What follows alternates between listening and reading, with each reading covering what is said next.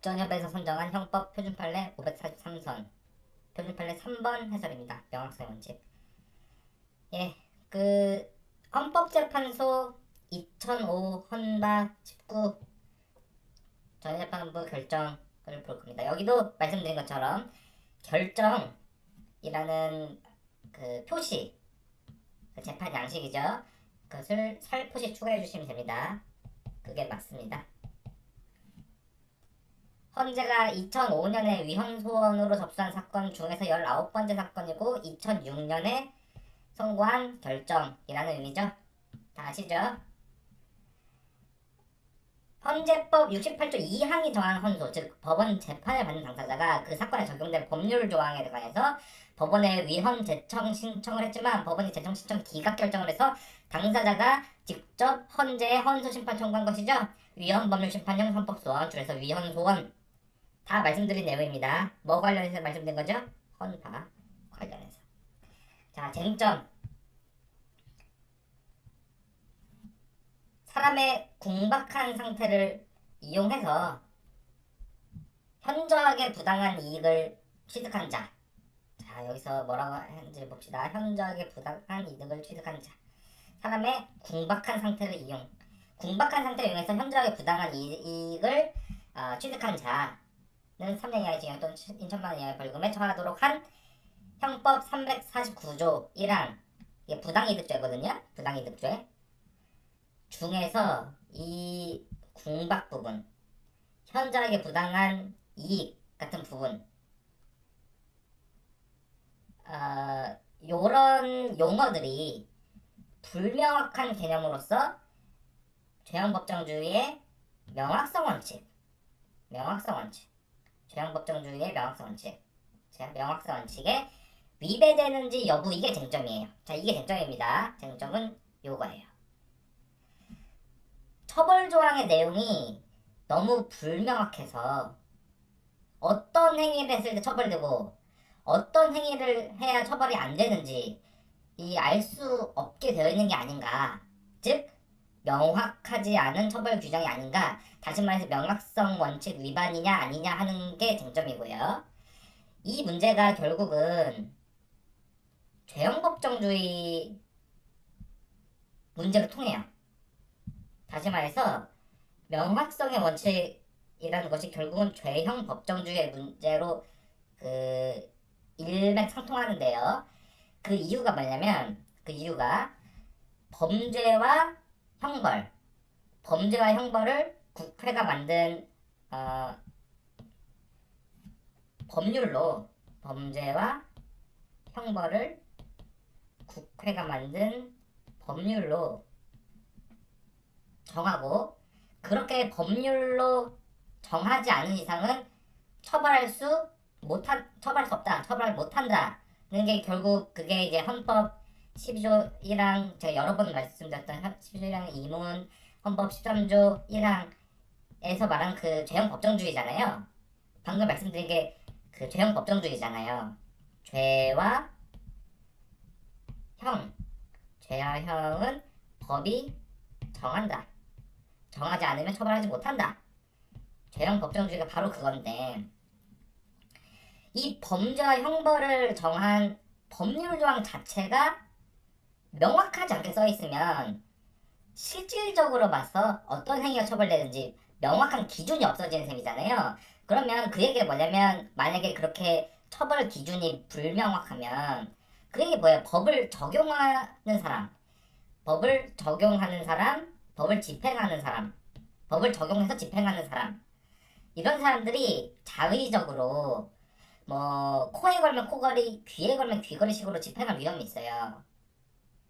그렇게 법을 집행하는 사람들이 코에 걸면 코걸이, 귀에 걸면 귀걸이식으로 적용하고 집행하는 사람들이 자의적으로 하도록 되면 그게 결국은 실질적으로 또 결과적으로 처벌 기준이 되는 명확한 법률이 없이 처벌하는 결과랑 마찬가지란 거예요. 그래서 그렇게 실질적인 의미에서 명확성 원칙 위반은 결국은 그 죄형 법정주의를 위반한 결과가 되는 겁니다. 결과적으로 봤을 때. 여튼 이 사건의 쟁점은 형법 349조 1항 이 부당이득죄 이 처벌 조항이 명확성 원칙에 반하냐. 자, 거기 조항 보시면 자, 그 남의 궁박 상태를 이용해서 현저히 부당한 이익을 취득한 사람을 처벌하거든요. 여기 써있긴 하지만 한번 우리도 같이 검색을 해보자. 여기는 써있는 그대로 있을 겁니다 아마. 하지만 조문은 여러 번 찾으면 찾을수록 좋습니다. 아무리 강조해도 지나치지 않아요. 그 조문 찾는 것은. 자, 조문이 이렇게 돼 있죠? 349조 1항. 그래서 뭐 처벌하는 부분은 빼고 이제 앞에 부분만 보면 이게 굉장히 불명확한 게 아니냐라는 의문이 드는 거예요. 궁박이 도대체 뭐냐? 궁박이 뭐냐? 그리고 현저하게 부당한 이익을 취득한다. 그거 이용해가지고 현저하게 부당한 이익을 취득한 그게 도대체 뭐냐는 거예요. 현재 부당한 이익 취득이 도대체 뭐냐? 그러니까 언제부터 궁박을 이용한 행위고 언제부터 현저히 부당한 이익을 취득하는 거고 또 언제까지는 그렇지 않은가? 뭐 예를 들면 태풍 피해를 본데 생필품을 막 비싸게 팔면 부당이득죄인가? 여름철에 음료수 더 비싸게 팔면 부당이득죄인가? 한마디로 어떤 행위를 하면 처벌되고 어떤 행위를 하면 처벌되지 않는지를 모르겠다. 법 집행을 하는 수사기관이 자의적으로 너는 부당이득죄가 된다. 너는 부당이득죄가 안 된다. 이렇게 임의로 정하지 않겠냐. 그러면 결국은 국회가 정한 법률로 그 처벌 해결을 정해야 된다는 이 죄형 법정주의의 위반이 아니냐라는 이렇게 의문을 제기할 수 있어요. 그게 그런 의문이 맞다는 얘기가 아니고 그런 문제 제기를 할 수 있다는 거예요. 실제로 그런 문제 제기가 있어가지고 이런 그 헌재 결정이 나온 것이고요. 그 짐작하셨겠지만 이게 헌바 사건이다 보니까 어떤 사람이 부당이득죄로 기소가 돼가지고 형사 재판을 받는 상황이겠죠. 거기서 그 형사 재판을 받는 당사자 피고인이 부당이득죄가 불명확하다라고 따졌을 겁니다 아마. 즉 형사 재판을 받던 사람이요. 판사님 형법 349조 1항을 헌재 위헌 제청해 주세요 하고 법원에 이제 위헌 제청 신청을 했다가 기각을 당해서 여기까지 온 것이라는 점 다들 짐작하셨죠? 이제 확인해 봅시다.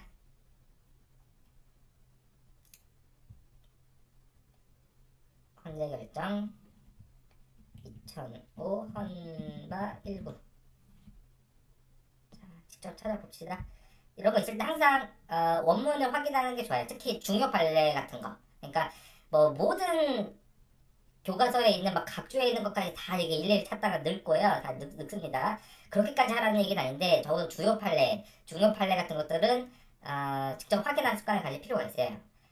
자, 이게 보시면 형법 349조 이게 이 사건명이고요. 사건명, 사건의 이름 보시고 쭉쭉쭉쭉 보시면 뭐 이렇게 있다가 청구인은 모시고요.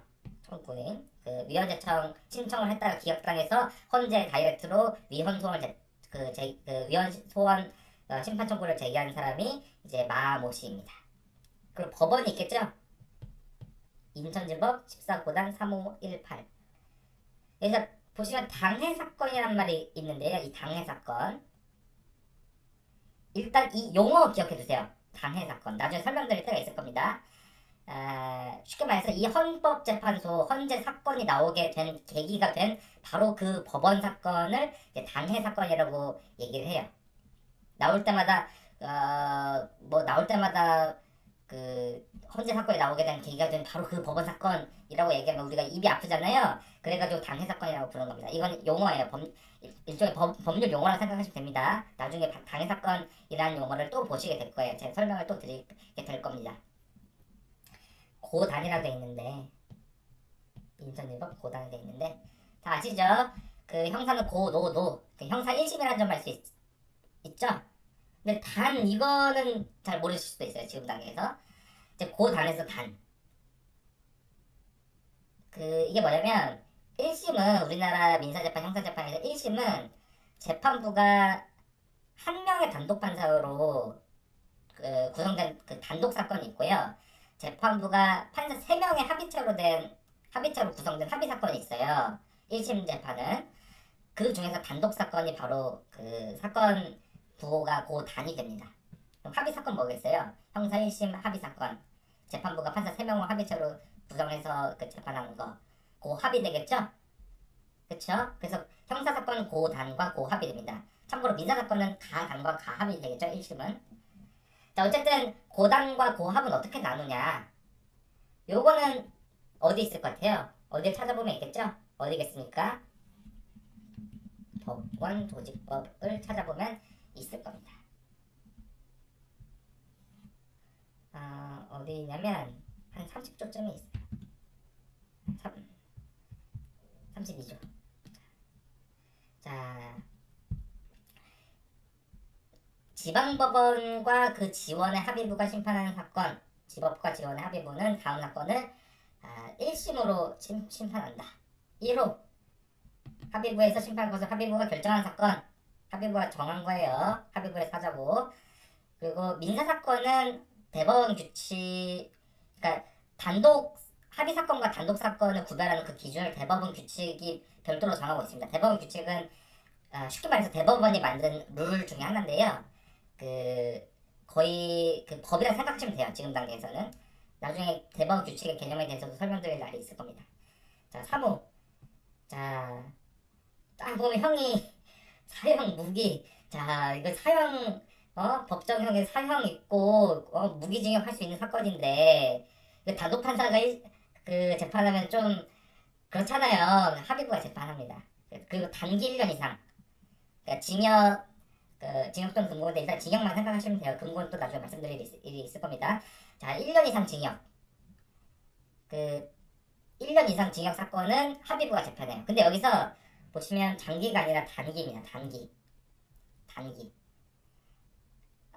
예를 들면 뭐 3년 이상 5년 이하의 징역에 처한 그 법이 무슨 범죄를 저지르면 3년 이상 5년 이하의 징역에 처한다로 처벌한다 돼 있으면 단기는 3년이라고 하고요. 장기는 5년이라고 합니다. 그리고 뭐 예를 들면 10년 이하의 징역에 처한다. 뭐 사기죄를 저지르면 10년 이하의 징역에 처한다. 그러면 이제 장기는 10년이 되는 거고요. 단기는 따로 없습니다. 근데 이제 참고로 징역형은 그 징역 막 한 시간 살고 징역 나왔다고 하면 좀 이상하잖아요. 뭐 하루 징역 살고 나왔다고 하면 이상하니까 그 법에서 이제 징역형의 이제 최소 단위 그 최하한을 1개월로 보고 있습니다. 그건 이제 법조문에 개별 법조문에 사기죄 뭐 절도죄 이런데 그 1개월 이상 이런 말이 써있지는 않은데요. 그 형법 총칙에 보면 그 징역형의 최하는 1개월로 한다는 게 그 공통적인 제너럴한 룰로 있거든요. 그렇기 때문에 뭐 10년 이하의 징역이라고 하면 단기 1개월, 장기 10년 이렇게 생각하시면 됩니다. 어쨌거나 그 단기 1년 이상의 징역.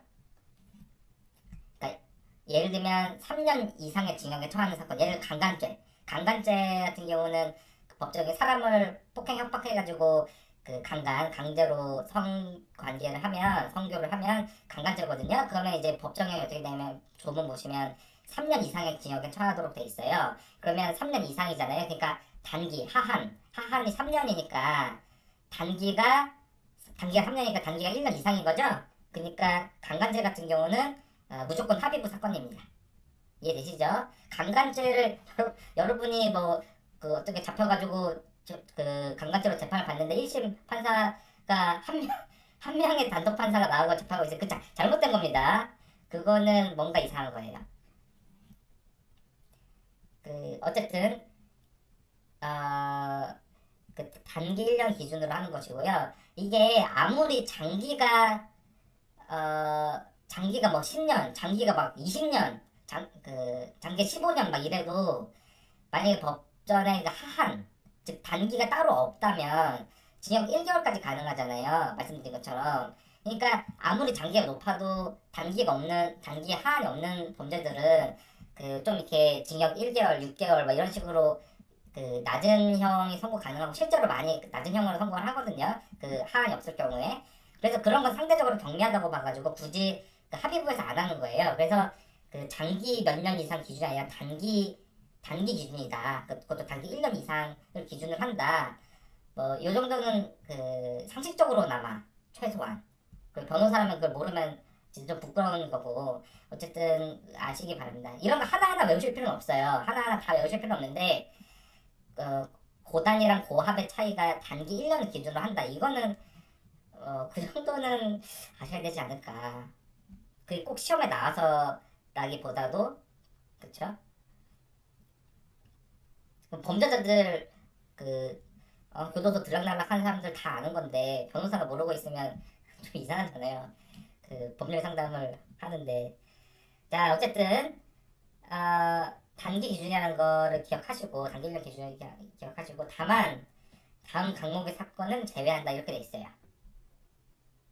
그러니까 단기 1년 이상이라 하더라도 단기 1년 이상이 원래 합의부에서 하는데 몇 가지 가부터 사까지 이런 경우는 굳이 합의부에서 안 합니다. 그러니까 원래는 단기 1년 이상이면 합의부에서 하는데 단기 1년 이상의 범죄들이거든요. 여기 가부터 사까지가 다 단기 1년 이상의 범죄들이에요. 근데 이런 것들은 굳이 합의부에서 안 한다는 거예요. 역시 외울 필요 없어요. 외울 필요 없는데 그 취지만 기억하면 돼요. 예를 들면 이거를 봅시다. 도교법 148조에 1항 있는데 이게 1항 2항 있죠?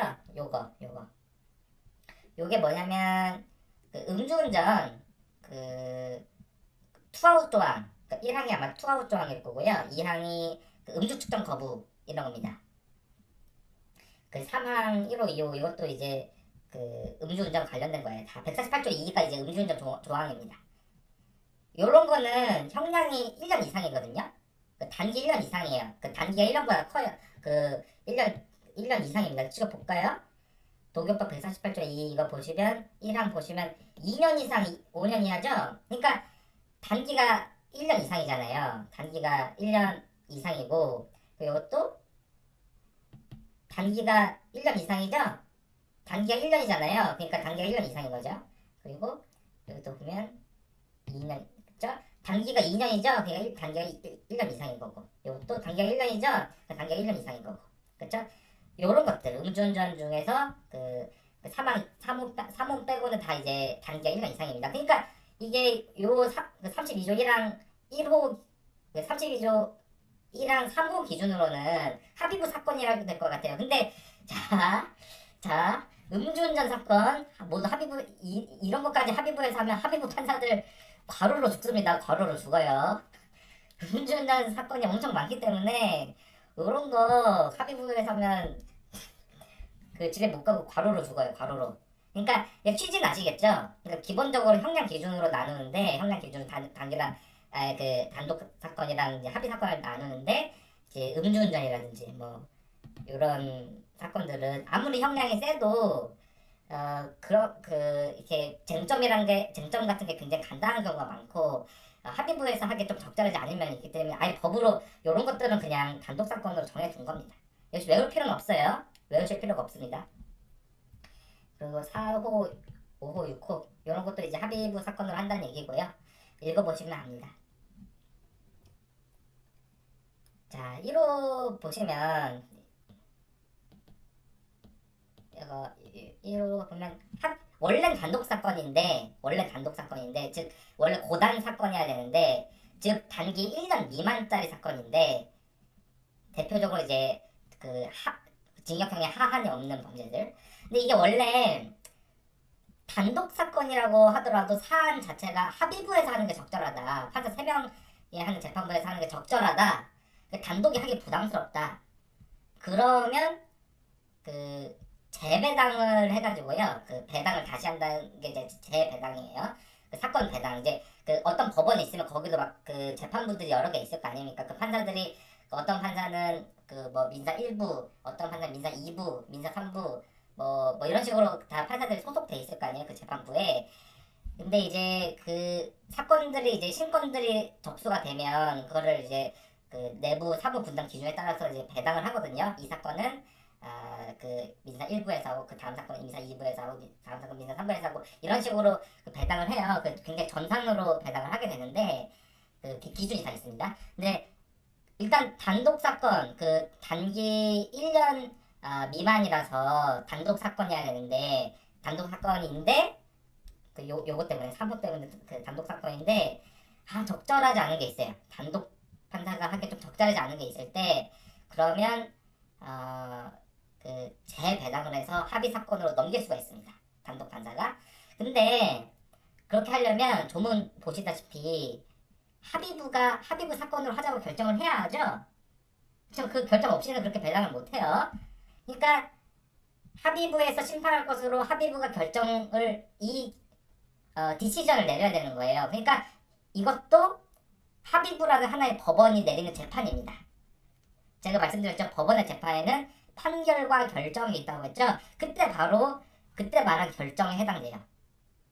형사사건의 경우에 단독 사건을 합의부가 결정이라는 재판을 통해서 합의사건으로 만드는 거, 합의사건화하는 것을 바로 재정합의라고 해요. 재정합의. 그 재판할 때 재고요. 그러니까 재판으로 정한다는 뜻이에요. 그러니까 재정합의.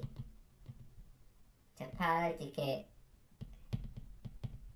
이렇게 이게 재판할 때 제자예요. 그 정할 정은 아실 거고 이게 재판으로 정해서 합의부로 만든다는 의미에서 재정합의입니다. 그리고 32조 보시면 여기 좀 생소한 말이 나올 거예요. 지원. 지방법원과 그 지원 이렇게 돼 있는데 자 1심은 민사든 형사든 기본적으로 지방법원이나 그 지원에서 합니다. 지법이나 지원에서 해요. 1심 재판은 예를 들어서 그 경기도에 있는 수원 아시죠? 수원 있으면 수원에 법원이 있죠. 뭐가 있습니까?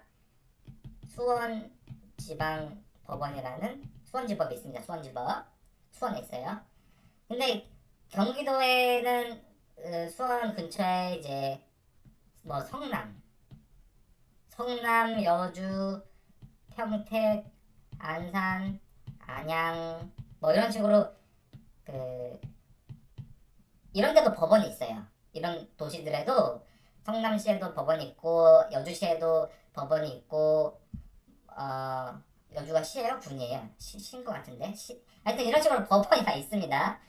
법원이 이제 수원의 위성처럼 법원이 있다 해서 수원지법이 위성처럼 있어서 성남에 있는 법원을 수원지방법원 성남지원 그 풀네임은 수원지법 성남지원입니다. 그리고 여주에 있는 법원은 수원지법 여주지원 평택에 있는 법원은 평택지원 안산지원 안양지원 이렇게 합니다. 그러니까 풀네임은 다 수원지방법원 안산지원 수원지방법원 안양지원이라고 해요. 근데 이 다 얘기하면 우리가 입이 아프잖아요. 그러니까 뭐 안양법원 평택법원 뭐 성남법원 이런 식으로 얘기를 하는데 또는 이제 성남지원 뭐 여주지원 이렇게 얘기를 하는데 뭐 다 알아듣지만 어떻게 얘기하든 어쨌든 풀네임은 수원지방법원 성남지원 이 나라 얘기입니다. 위성같이. 그리고 그럼 수원에 있는 법원은 이제 정식 명칭이 수원지방법원이거든요. 근데 이게 이 수원지방법원과 이제 성남지원같이 그 지원과 구별하기 위해서 그 본원이라고 특별히 말합니다. 그러니까 본원 지원 이렇게 얘기해요. 본지원이라고 해가지고 본원 그러니까 지방법원이 본원이고요. 지방법원 지원이 지원입니다. 이해되시죠? 참고로 지원에서는 그 행정소송이나 뭐 가사소송 같은 건 안 해요. 근데 일반 민사소송이나 형사소송 같은 거 시빌 케이스나 크리미널 케이스 같은 거는 다 지원에서 다 합니다. 여주지원, 평택지원, 안산지원, 안양지원 그 모든 지원에서 민사소송, 형사소송 다 해요. 그 지원에도 당연히 합의부 사건, 단독판사 사건 다 있고요. 그쵸? 그래서 성남지원에도 단독판사가 있고 합의부 재판부가 있고 여주지원에도 단독판사가 있고 합의부 재판부가 다 있어요. 그 본원에는 물론이고. 그래서 그 민사소송이랑 형사소송에서는 뭐 행정가사는 이건 그 지원에서 어차피 안 하니까. 근데 민사랑 형사소송에서는 민형사 사건에서는 1심 민형사 사건에서는 본원과 지원이 법적으로 동등한 관계에 있습니다. 기억하세요. 법적으로 본원과 지원이 동등한 관계. 그러니까 예를 들어 재판에 있어서 즉 판결에 있어서 수원지법이랑 성남지원이 서로 어느 게 더 위에 있고 아래 있고 이런 개념이 없어요. 동등한 관계에 있습니다. 민사사건, 형사사건에 있어서 민사 판결, 형사 판결에 있어서 동등한 관계에 있다는 점 기억하세요. 물론 그 사법행정이란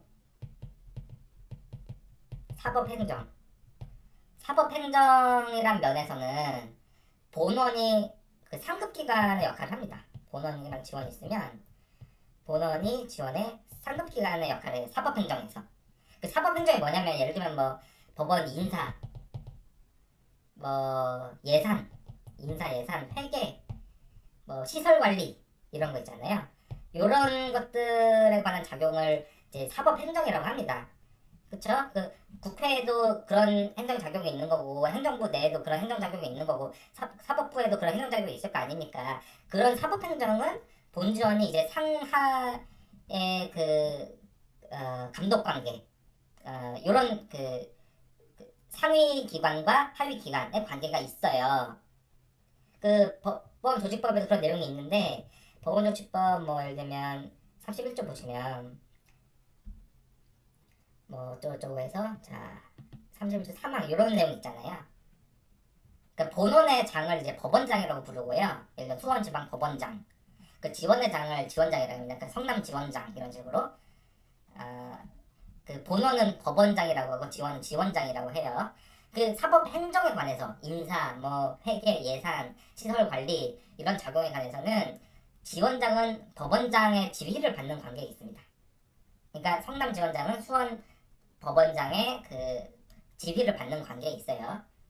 그러니까 제가 누차 강조하는 것은 이렇게 지휘를 받는다는 것은 어디까지나 사법 행정면에서 그런 것이고 재판에 관해서는 본원과 지원이 절대 지휘 감독 관계에 있지 않습니다.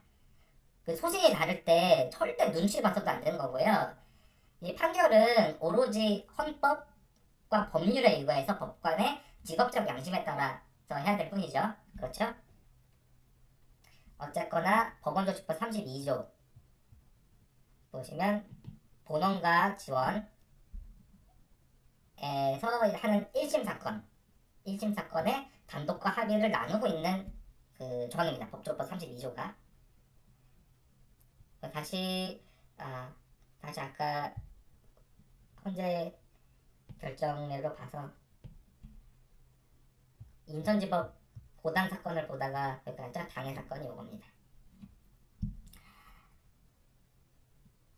그 고단 보시면 어떤 의미 정확히 아시겠죠? 다음에는 다시 설명 안 드립니다. 그리고 헌재 사건 표기에서 예를 들면 여기는 제대로 잘 자 보시면 헌재 사건 표기가 지금 이렇게 돼 있죠. 이 부분에서 2006.7.27 이렇게 써 있는 거. 이 부분이 지금 좀 문제인데요. 자, 좀 이상하다는 생각 안 드세요? 헌재 사건 표기에서 선고일자가 2006점 붙이고 7점 붙이고 27점라고 이렇게 띄어쓰기 없이 표기되어 있는데 자 결론부터 말씀드리면 틀린 겁니다. 이렇게 쓰면 안 돼요. 그 여러분들 나중에 뭐 로스쿨에서 그 민재실, 형재실이라고 해서 민재실이 민사재판실무, 형재실이 형사재판실무 해가지고 재판실무 수업을 들으실 텐데요. 이게 그 재판실무 수업에서 뭐 채점을 하는 것이든 뭐 이렇게 뭐 평가하는 것이든 간에 그 형식적 기재사항이라고 해가지고 여러 디테일한 표기법을 뭐 이렇게까지 해야 하나 싶을 정도로 엄밀하게 배웁니다. 엄밀하게 배울 텐데 이게 실무에서 그런 게 의외로 중요하거든요. 내용은 당연히 중요한데 그런 형식적 기재사항도 실무에서 의외로 중요해요. 그리고 그렇게 하는 여러 현실적인 이유가 있기 때문에 그걸 칼같이 지킵니다. 그리고 수험적인 면에서는 그걸 감점 사유로도 할 수 있어요. 물론 이게 뭐 채점하는 사람의 스타일에 따라서 뭐 그런 것까지는 나는 안 깐다 이렇게 하는 분도 계시지만 그걸 감점하는 분이 계시다고 해서 그분이 잘못된 게 전혀 아니에요. 충분히 감점 사유가 될 수가 있습니다. 요걸 떼셔야 됩니다.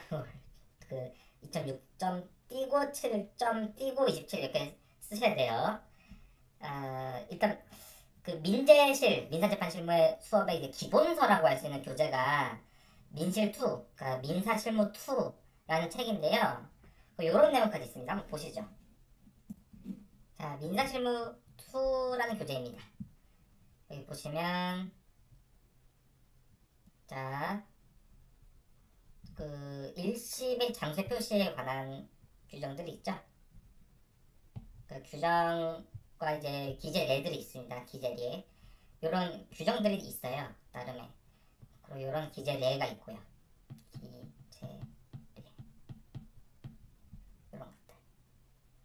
이게 다른 걸 다 떠나서 자 보시면 1번 판례부터 봤잖아요. 1번 판례부터 봤는데 여기는 이렇게 그 날짜가 이렇게 써 있죠. 91.7.8 그렇죠. 띄어쓰기가 돼 있네. 그렇죠? 판례 2번 2013.6.13 띄어쓰기가 다 돼 있잖아요. 다 표준 판례 모두 점 띄고 점으로 돼 있잖아요. 그런데 갑자기 표준 판례 3에서 점 붙이고 이 식으로 돼 있습니다. 이게 일단 갑자기 다르면 읽는 사람 눈에 띌 수가 있고요.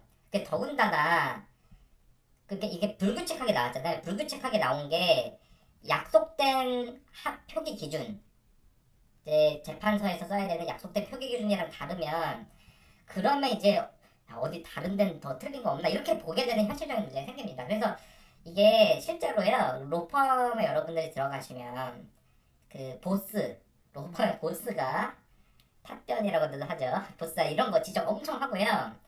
그 판사들도 이제 부장 판사님들한테 이런 거 틀리면 한 소리 들을 수 있습니다. 그게 물론 그 사람의 스타일 차일 수 있어요. 근데 사람의 스타일 차일 수도 있는데, 자, 제가 강조드린 것처럼 약속된 규칙, 그것도 실무에서 확고하게 약속된 규칙이 있는 부분이라면 분명히 서면의 신뢰성 자체에 의문을 주는 문제이기도 합니다. 그렇게 실무에서 지적하는 거에는, 그리고 수험에서도 그걸로 이제 점수를 깎기도 할 수 있는 거, 거기에는 다 나름의 이유가 있습니다. 그 부분도 나중에 차차 말씀드릴 기회가 있을 거예요. 자, 판례로 돌아와서 일단 결정 요지 보죠. 결정 요지. 자, 일단 결론부터 확인합시다. 결론부터. 마지막에 뭐라고 돼 있죠? 명확성의 원칙을 위배되지 아니한다. 자, 부당이득죄 명확성 원칙 위반 아니다. 자, 처벌 조항이 불명확하면 명확성 원칙의 위반인데, 지금 이 사건 법률 조항, 즉 형법상 부당이득죄는 이래저래 해서 불명확하지는 않다라는 취지입니다. 결론 체크해 두시고요. 자, 왜 이렇게 봤을까? 중요한 판지사항이 있어요. 왜 명확성 원칙이 위반되지 않는다라고 봤는지 그 이유가 궁금하잖아요. 이 중요한 판지사항을 봅시다. 그냥 읽으시더라도 뭐 충분히 이해하실 수 있을 거예요. 처벌법규의 구성 요건이 다소 광범위하여 어떤 범위에서는 법관의 보충적인 해석을 필요로 하는 개념을 사용했다고 하더라도 그 점만으로는 헌법이 요구하는 처벌법규의 명확성 원칙에 반드시 배치되는 것이라 볼 수 없다.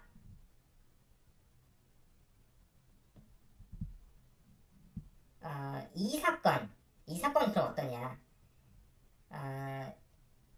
이 사건 법령에 지는 약간의 불명확성은 불명확하긴 하잖아요. 현저하게 부당한 이득이 뭐야?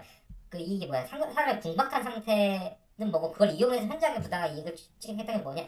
이게 약간의 불명확성이 있어요. 약간의 불명확성이 있는데 요거는 자, 법관의 통상적인 해석 작용에 의해서 충분히 보완될 수 있고, 건전한 상식과 통상적인 법 감정을 가진 일반인이라면 어떤 행위가 금지되는지, 그러니까 뭘 하면 안 되는지를 예측할 수 있으므로 이 사건 법률 조항은 그 죄형법정주에서 요구하는 명확성 원칙이 위배되지 않는다. 자, 원래 진짜 결론 기억하시고, 원래 형사처벌조항은 때때로 어느 정도 불명확성을 가집니다. 원래 불명확성을 어느 정도 가지기 때문에 결국은 이 명확성 원칙에서 말하는 명확성 문제도 결국은 정도의 문제일 수밖에 없어요. 예를 들어서 우리가 가장 많이 들어본 범죄 중에 하나인 사기죄 볼까요? 사기죄 찾아보죠. 형법에 사기죄가 있죠? 형법 347조가 사기죄이거든요. 사기죄. 자, 뭐라 해야 되지? 사람을 기망하여 재물 교부를 받거나 재산의 이익을 취득한 자. 이게 처벌되는 그 요건이에요. 요렇게 하면 처벌된다는 얘기거든요. 자, 사람을 기망하여 속여서라는 뜻이에요. 속여서. 민법에서 원래 기망이라고 돼 있던 용어들이 개정되면서 다 이제 한글화 작업한다고 해서 좀 이해하기 쉽게 한다고 해서 속여서 이렇게라고 얘기를 하는데, 결국 기망이라는 얘기가 속인다는 얘기입니다. 아무튼 기망이든 속인다는 것이든, 기망이라는 게 도대체 뭐냐, 그 속임수라는 게 도대체 뭐냐. 뭐 예를 들면 내가 파는 물건, 아니 정말 좋은 물건이야. 실제로는 안 좋은 물건인데, 근데 내가 물건 팔면서 지금 내가 이게 엄청 좋은 물건이다 이렇게 얘기하는 게 그 기망인가? 그 속임수인가? 식당에서 이제 광고 많이 하잖아요. 식당에서 뭐 맛없으면 환불합니다. 그런 말 뭐였을 거예요. 맛없으면 환불합니다. 자, 이렇게 광고하고 팔면 이런 것까지 기망인가? 이런 것도 속임수인가? 그 식당에서 맛없으면 환불하면 이렇게 광고하고 팔면 그 사기죄인가? 어차피 모든 법조항은 약간의 불명확성을 다 갖고 있어요. 그래서 재판에서 법관이 해석을 할 수밖에 없습니다. 해석이 필요할 수밖에 없어요. 재판을 할 때. 당연하잖아요. 그렇잖아요. 그렇다고 해서 모두 명확성 원칙 위반인 건 아니죠. 사기죄가 지금 명확성 원칙 위반이라고 안 보잖아요. 지금 판례가. 그러니까 그 얘기가 뭐냐면, 여기 보시면 어딨냐면 입법자가 모두 구성 요건을 단순한 의미의 서술적인 개념에 의해 규정해야 한다는 것은 아니다. 그러니까 명확해야 한다는 건 맞는데, 명확해야 된다는 말 자체가 모든 구성 요건, 예를 들면 구성 요건이라는 게 뭐냐면, 예를 들면 살인죄 구성 요건은 사람을 살해한 것, 절도죄 구성 요건은 다른 사람의 재물을 절취한 것, 사기죄 구성 요건은 사람을 속여서 재물의 교부를 받거나 재산상 이익을 취득하는 것, 그게 구성 요건이거든요. 그걸 하면 처벌된다는 게 구성 요건이에요. 근데 그런 모든 형사 처벌되는 구성 요건을 단순한 의미의 서술적인 개념에 의해 규정해야만 한다는 건 아닙니다. 물론 그렇게 하면 할수록 좋죠, 당연히. 단순하게 심플하게 해석의 여지가 없게 완전히 불명확성이 제로로 하면 좋은데, 그렇게 하는 게 불가능하고 그렇게까지 할 필요는 없다는 거예요. 그러니까 요 판시 얘기가 바로 그 얘기입니다. 부득이하다는 거예요. 한마디로. 어쩔 수 없다는 거예요. 법을 만들 때 어쩔 수 없다는 겁니다. 그래서 그럼 결국 언제 명확성 원칙 위반이냐, 결국은 이 명확성 원칙 위반이 언제 되고 언제가 아니냐는, 자, 무엇이 처벌되는 행위인지 예측할 수 있는가, 뭐가 금지되는지 충분히 알 수 있는가, 처벌되는 행위가 뭔지 사람들이 예측할 수 있는 정도인가, 즉 예측 가능성의 문제인 겁니다. 명확성 원칙의 위반 기준이 결국은 예측 가능한지 아닌지에 따라 결단이 난다는 거예요. 그게 다른 말로 처벌되는지 여부가 그 법을 적용하는 사람의, 법을 집행하는 사람의 임의적이고 자의적인 판단에 좌지우지될 정도인가 한 점입니다. 그게 곧 예측 가능성의 문제인 거죠.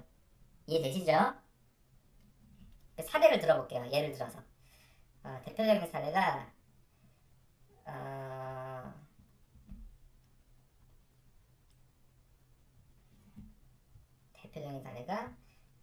뭔가 이거 헌 가봅니까? 위헌법률 심판. 법원이 위헌 제청해서 헌재에 법원이 직접 위헌 제청해서 헌재 99점도에 접수된 사건 중에서 바로 8번째 사건이라는 얘기죠. 여기 보시면 그 아동의 덕성을 심의해야 할 우려가 있는 도서, 이거를 제작하면 그걸 못 제작을 금지시켰고요. 이 당시에 법에서 그 법률이 아동의 덕성을 심의해야 할 우려가 있는 책의 제작을 금지하고 그걸 제작하면 처벌한 조항이 있었습니다. 그런데 도저히 아동의 덕성을 심의해야 할 우려가 있는 도서, 도대체 이게 뭔지 알 수가 없다. 여러분들 그 아동의 덕성을 심의해야 할 우려가 있는 도서가 뭔지 그 기준, 이거는 거기 해당되고 이건 저거 해당돼 나는데 이렇게 나눌 수 있습니까? 여러분 가수 싸이 알죠? 가수 싸이의 환희라는 그 노래 아세요? 그 리메이크한 노래인데 그거 들어보면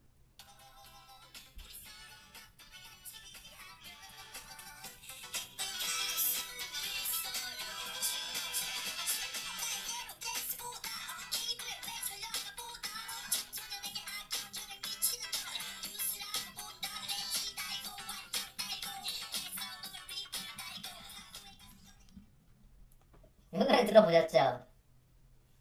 자, 나 에로댄스보다 케이블의 외설 영화보다 청소년에게 악영향을 미치는 건 뉴스라고 본다.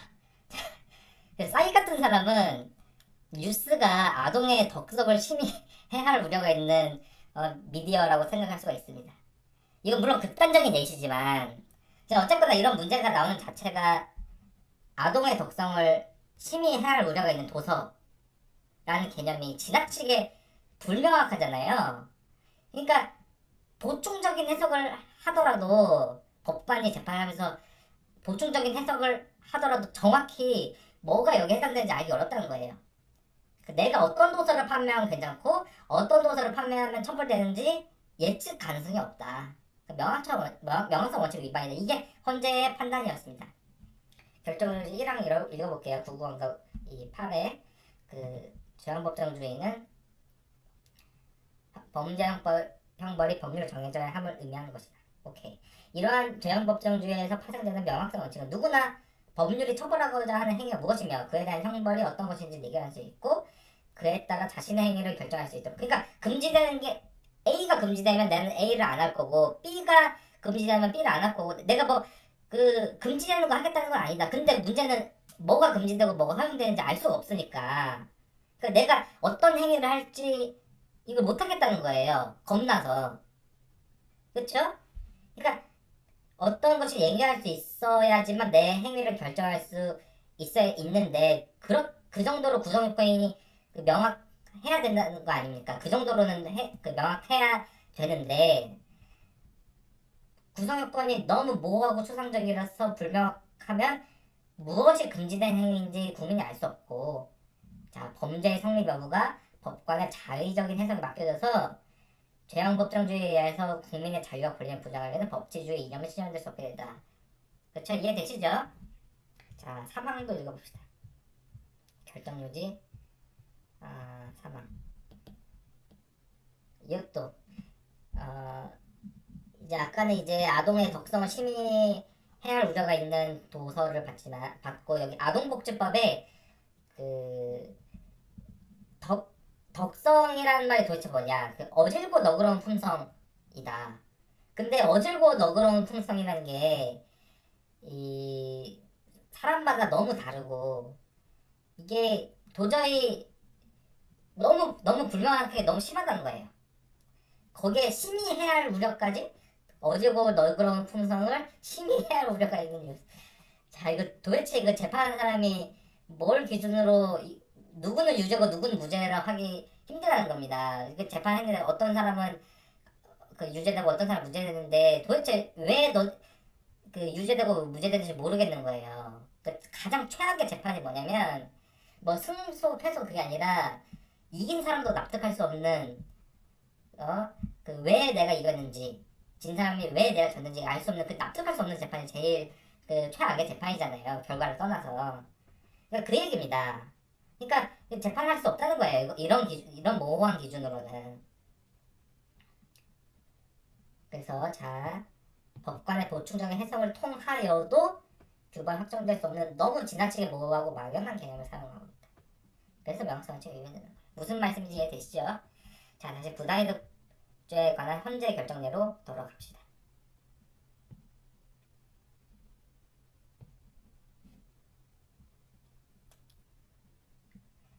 명확성 원칙 위반 여부는 결국 케바케로 판단해야 한다. 그 정도의 문제다라는 점은 누차 말씀드렸죠.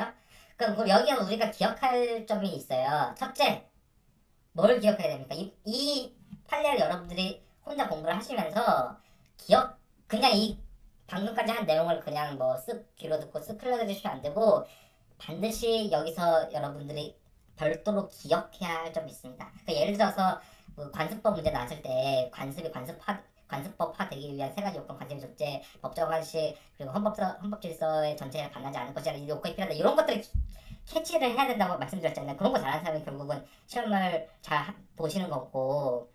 그러니까 이것도 마찬가지입니다. 기억해야 될 점을 찾으셔야 돼요. 자, 첫째, 명확성 원칙의 위반을 판단하는 기준이 무언가? 기준.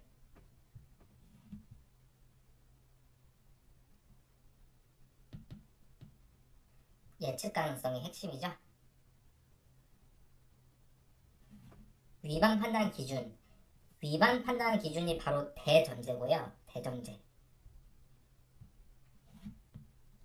기준. 언제 위반이고, 언제 명확성 위반이고, 언제는 위반이 아닌가. 이게 잣대, 기준. 이게 바로 결국 대전제입니다. 대전제. 대전제에 해당되는 것들이에요. 이런 것들은 키워드를 기억하셔가지고 뭐 예측 가능성, 법관의 보충적인 판단, 그 자의적 집행의 배제 이런 키워드를 기억해가지고 나중에 뭐 서술형 답안 작성하실 때 그런 거 잘 발라주셔야 됩니다. 기억해야 될 점 둘째, 이 법률 조항에 관해서 헌재가 이 법률 조항, 즉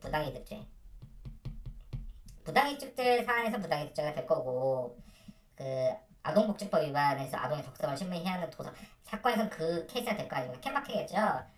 어쨌든 지금 문제되고 있는 이 법률 조항에 대해서 헌재가 명확성 원칙 위반이라고 했는가 안 했는가 뭡니까? 소정제 및 사안포섭이죠. 사안포섭 이 두 가지가 항상 핵심이에요. 모든 판례에서. 자, 명확성 원칙 위반의 판단 기준은 1. 예측 가능성 2. 자의적 법집행 배제가 확보되는지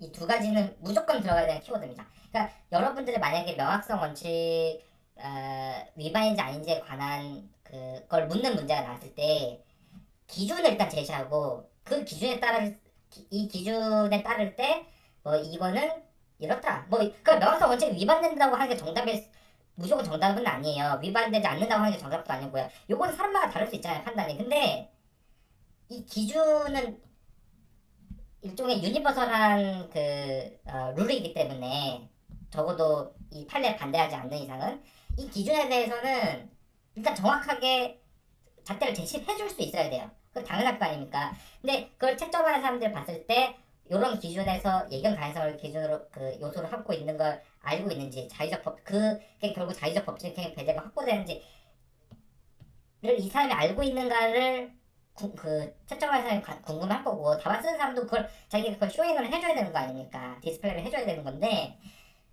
이런 표현이 있냐 없냐에 따라서 뭐라고 하죠? 이 가점 요소들에 해당되는 걸 다 이게 채점 기준이 있습니다. 다. 특히 이렇게 굉장히 자주 나오는 법리, 기본 법리, 표준 판례에서 나오는 그런 법리들은 다 이게 거의 무슨 단어 나오면 이제 플러스 뭐 이런 것들을 다 채점하는 사람들이 채점하기 전에 다 합의해놓고 들어가요. 그런 데서 당연히 이런 것들이 들어갑니다. 이해되시죠? 제가 말을 막 이렇게 개떡같이 해도 찰떡같이 알아들으실 거라 생각합니다. 말이 꼬일 때가 있잖아요. 특히 이런 얘기하면 좀 저도 민감하기 때문에 그 부담스럽기 때문에 말이 꼬이지만 무슨 말씀인지 다 이해했을 거라고 생각합니다. 자, 예측 가능성은 국민 입장에서 그러니까 법을 지키는 사람의 입장에서 내가 뭘 하면 처벌되는지 예측 가능한 게 문제고, 자의적 법집행 배제가 확보되는 여부는 국가기관의 입장에서 원님 재판 못하게 할 수 있을 정도로 규정이 명확하냐라는 문제죠. 그래서 그게 사실은 결국 본질적으로 통하는 문제입니다. 예측 가능해야지 자의적 법집행을 배제할 수 있는 것이죠. 이건 헌재 결정뿐만 아니라 대법원도 비슷한 판시를 다 하고 있습니다. 찾아볼까요? 지금까지는 다 헌재 결정을 받고 대법원도 뭐 비슷한 얘기들을 하고 있어요. 2006년에 접수된 대법원 그 형사 상고심 사건 중 920번째 접수된 사건을 2006년 5월 11일에 선고를 했는데요. 자, 판시상 1의 판결 요지를 보죠. 자, 판시상이 뭡니까? 명확성 원칙이 무엇인지, 법규의 명확성 원칙이 위반되는지 여부의 판단 방법. 자, 이렇게 교과서적인 얘기를 하고 있습니다. 읽어보세요.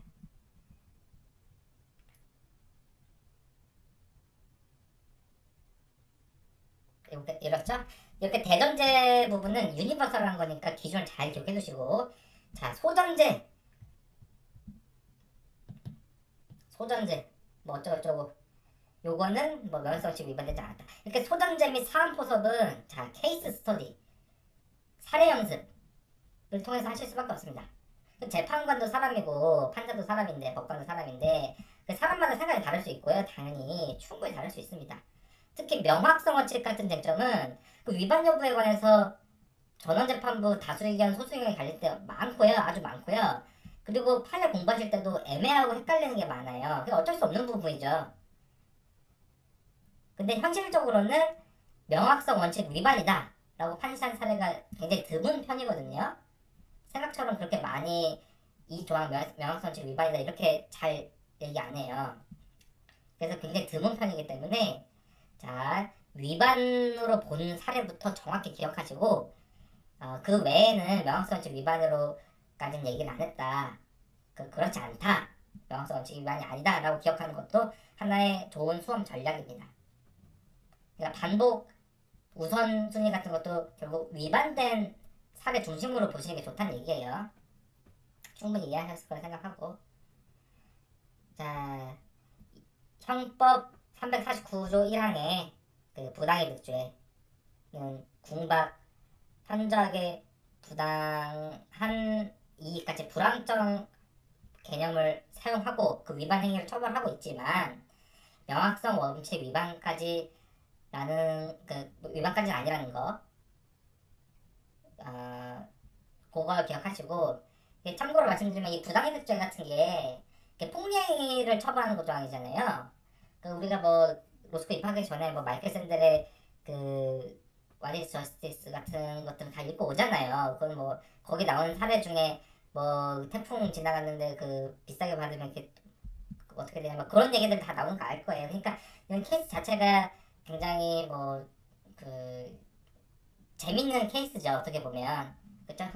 학술적인 면에서 흥미를 돋우는 돋구는 이제 그 케이스인데, 어쨌거나 이게 실무에서는 우리나라의 형법 349조 1항 부당이득죄가 언제 쓰이냐면, 주로 이제 개발사업 추진되는 데 있잖아요. 사업부지에 땅 같은 걸 사놓은 다음에 이게 엄청 높은 돈을 요구하면서 배째라 식으로 나오는 경우에 이 죄가 문제됩니다. 속칭 알박기라고 하죠. 알박기. 그쵸? 땅값 모르니까 거기 이제 땅 하나 사놓은 다음에 안 비켜주면 이거 개발이 안 되니까, 물론 뭐 이거를 절차에 따라서 강제로 수용해가지고 개발하는 방법도 있지만, 뭐 시간이 흐르고 막 되게 뭐 재판까지 갈 수도 있고 막 그렇잖아요. 그러니까 이게 굉장히 부담스러운 거예요. 개발 사업 추진하는 사람 입장에서는. 그래서 알박기가 실제로 문제되는 경우가 굉장히 많은데요. 그러면 이제 그 보통 이제 사업 추진하는 쪽에서 막 형사 고소를 하죠. 부당이득죄나 뭐 그 업무방해죄 막 이런 것들을 막 고소를 합니다. 그러면 이제 거기에 대해서 이제 수사가 이루어지고 검찰이 기소하기도 하고 불기소하기도 하기도 하는데, 자, 그 실무적으로 봤을 때 실무에서 현재 알박기를 한다고 해서 무조건 부당이득죄라는 이 범죄가 성립하지는 않고요. 어, 말씀드린 것처럼 부당이득죄 자체가 명확성 원칙 위반까지는 아닌데요. 그 방금 본 것처럼 그 구성요건 자체가 굉장히 광범위한 개념을 쓰고 있어요. 다소 광범위한 개념을 쓰고 있다 보니까, 그래서 이게 헌법 위반까지는 아니지만, 명확성 원칙 위반까지는 아니지만, 죄형법정주의 위반까지는 아니지만 이 죄 자체가, 하지만 광범위한 그 불명확한 개념들을 쓰고 있기 때문에 법원에서 그 유죄 인정에 매우 신중한 입장을 취합니다. 검찰도 마찬가지고요. 그러니까 이게 법관이 해석, 인터프리테이션을 통해서 이 죄가 성립하는 요건을 굉장히 엄격히 보고요. 그 얘기 뭐니까 엄격히 봐서 이게 처벌 범위를 제한하고 있다는 겁니다. 그러니까 법원의 재판을 통해서 이미 처벌 범위를 제한하고 있고요. 그게 바로 법관의 보충적 해석을 통해서 불명확성을 보완할 수 있다라는 헌재 취지와 연결이 되는 겁니다. 이해되시죠?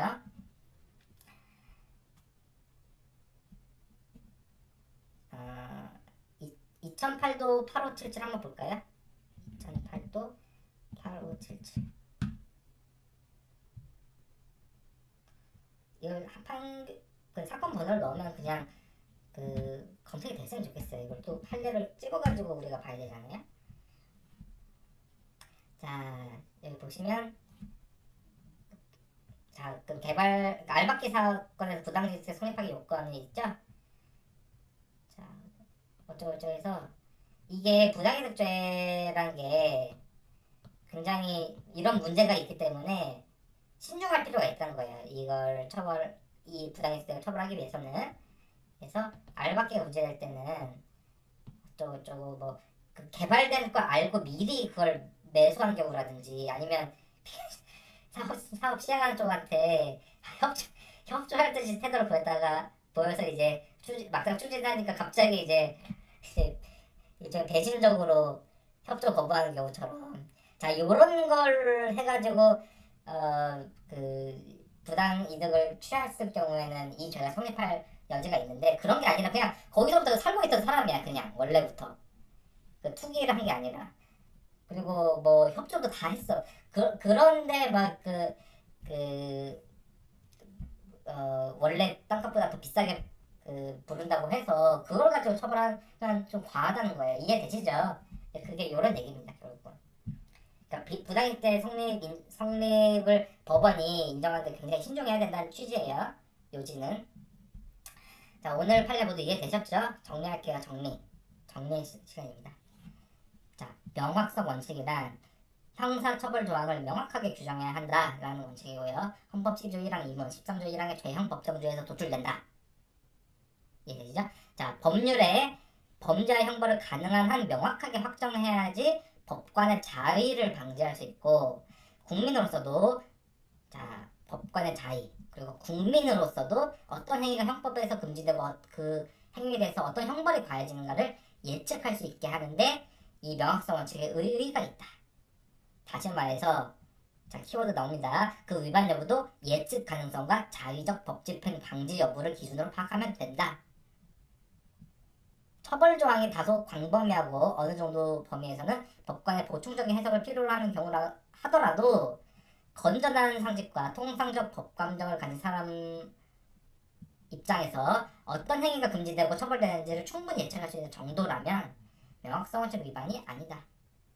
그리고 판례는 그 기준에 따라서 케바케로 보고 있다. 예를 들어서